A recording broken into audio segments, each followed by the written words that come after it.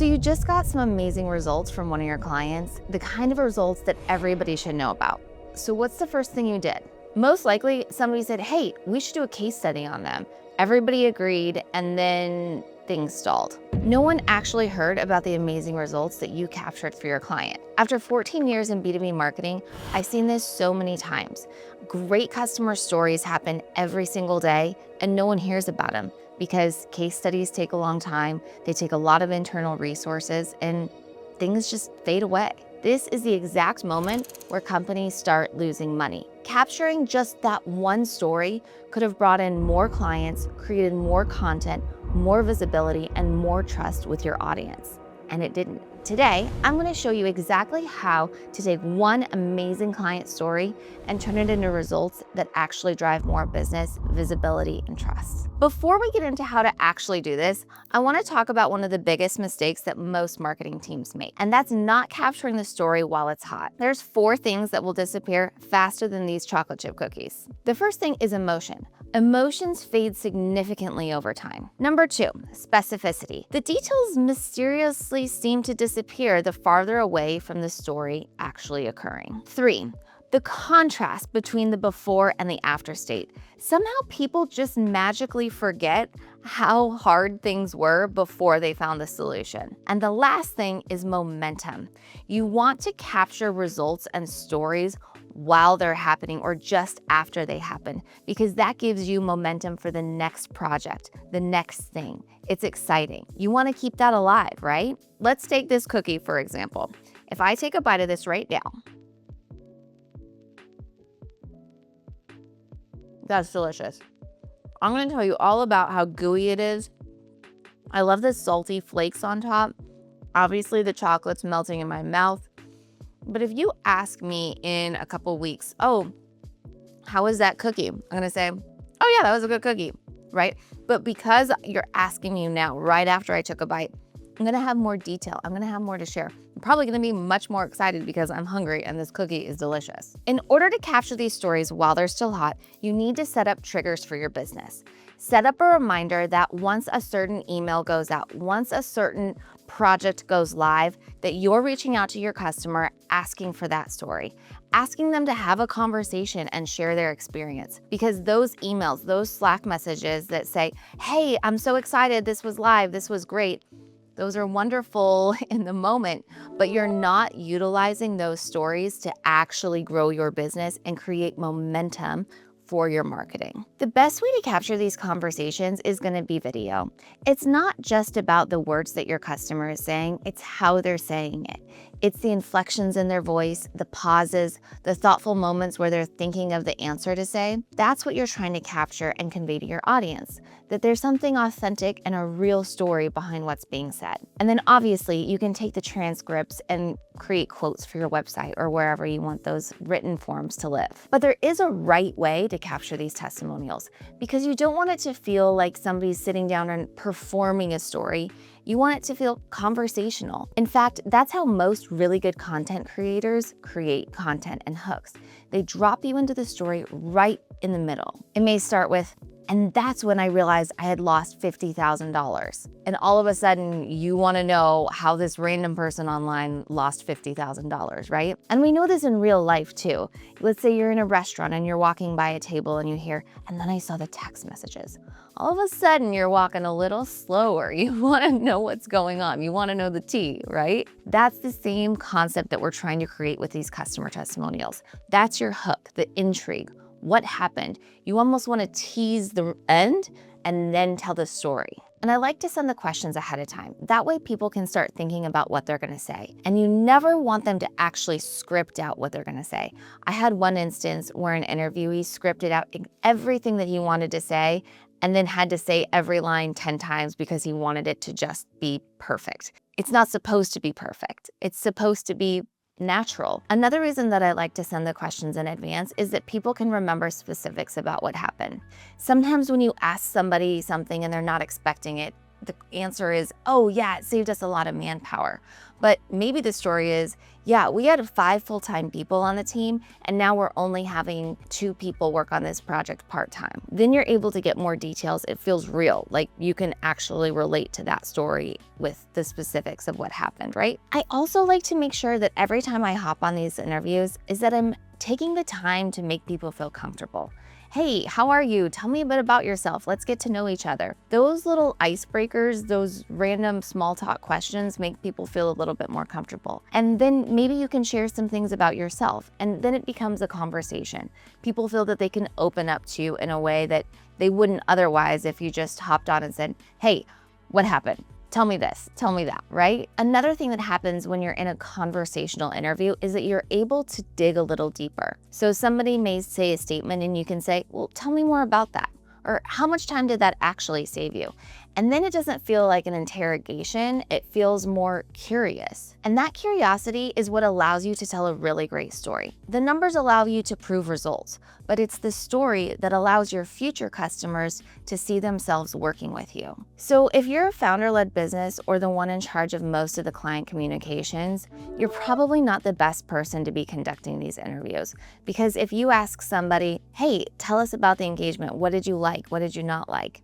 They're most likely going to say, oh yeah, it was great. Yeah, it actually wasn't great. But there's another reason that founders shouldn't be leading their own customer interviews, and it's this.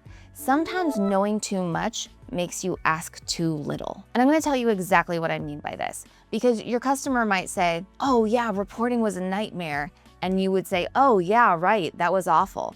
And nobody knows why the reporting was a nightmare before you entered the scene, right? But an outsider who doesn't know anything about the customer might say, wait, why was it a nightmare? What was so terrible about it? Those were the juicy details that you almost missed entirely because you're too close to the story. So ask yourself, how much of the client's real story are you actually missing because you're making assumptions and because you're too close to the actual story? The purpose of these interviews isn't to prove all your assumptions are correct. They're actually to uncover an authentic story from a different perspective, completely different than your own. You have the results, now you have your video, now it's about squeezing every ounce of value out of those customer conversations. Because one customer conversation isn't just a clip, it isn't just a quote. It is your source material for all of your content. Think about it like a movie production. They don't spend millions of dollars to create a movie and then take one clip from the movie and say, well, that's our advertising, good to go.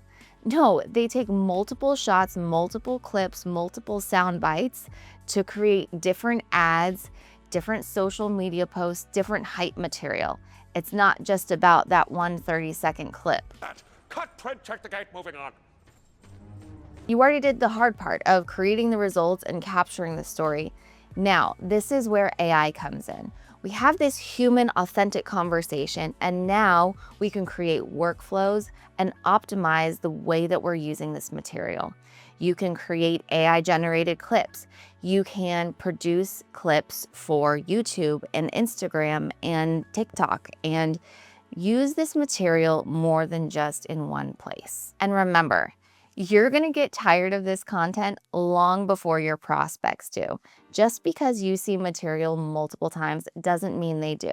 By the way, if you want help capturing these client stories, telling amazing client stories, and then distributing them across your marketing channels, click the link in the description box below. Let's have a chat and see how we can help you. Okay, let's take this a step further. Instead of using these customer interviews and videos sporadically across your marketing, let's talk about what that looks like at specific points of the marketing funnel. Because you have clients at various stages of the marketing funnel, and they each require a very specific story. As marketers, we often consider ourselves not salespeople, but the more that I've learned about sales, the more I've become a better marketer. There's one person who I follow, and her name is Macy McNeely.